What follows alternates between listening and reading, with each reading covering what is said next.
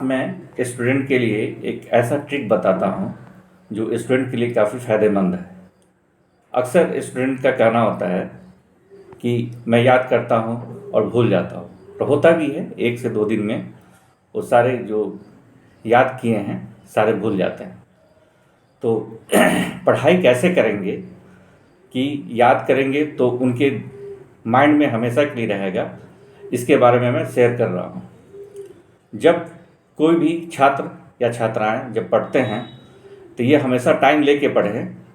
जैसे कि अगर उन्हें पढ़ना है तो कहीं हड़बड़ी में नहीं हो कि कहीं जाना है मुझे और थोड़ा मैं आधे घंटे का समय है मैं पढ़ाई कर लेता हूँ। जब उनको पढ़ाई करनी है तो सबसे पहले पूरा समय लेके पढ़ें, और जब पढ़ाई करते हैं तो पढ़ाई करने के बाद जब स्टॉप करते हैं तो उन्हें बिल्कुल 15 से 20 मिनट तक सो जाना चाहिए। सोने का अर्थ ये है, ये जरूरी नहीं है कि वो बिल्कुल ही सो जाएं।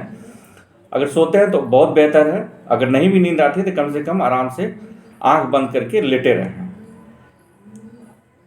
इससे क्या होगा कि जितना वो पढ़ाई किए हैं वो डाइजेस्ट होगा। कहने का मतलब ये है कि जैसे आप खाना खाते हैं और डाइजेशन के लिए समय चाहिए और डाइजेस्ट होता है, वैसे ही पढ़ाई को भी अगर आप पढ़ाई करते हैं, याद करते हैं, तो उसको भी डाइजेशन की ज़रूरत पड़ती है। और डाइजेस्ट जब तक नहीं होगा तब तक वो आपके रिकॉल में नहीं आएगा, आपके दिमाग में नहीं रहेगा।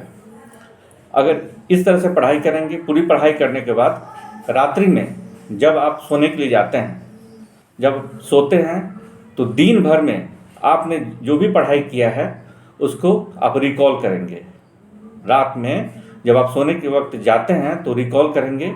अगर आप रिकॉल करते जाते हैं तो आपको सारा का सारा आपको याद जो आपने किया है या आपने जो पढ़ाई किया है वो आपके दिमाग में आते रहेगा। अगर आपको कहीं अटक जाते हैं, कहीं कन्फ्यूज़न हो जाता है, जहाँ आपको याद नहीं रहती है, तो फिर किताब उठा के नहीं देखना है। जितना पढ़ाई आपने किया है, जहाँ अटक गए हैं उसको छोड़ दीजिए, आगे की तरफ बढ़िए, रिकॉल कर लीजिए और सो जाइए।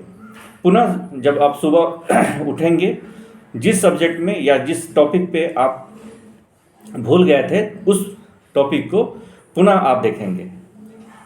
तो इस प्रकार से अगर आप स्टूडेंट पढ़ाई करता है तो उसके जीवन में बिल्कुल सभी बातें याद रहेगी और वह अच्छे ढंग से अच्छे नंबर ला सकते हैं। धन्यवाद।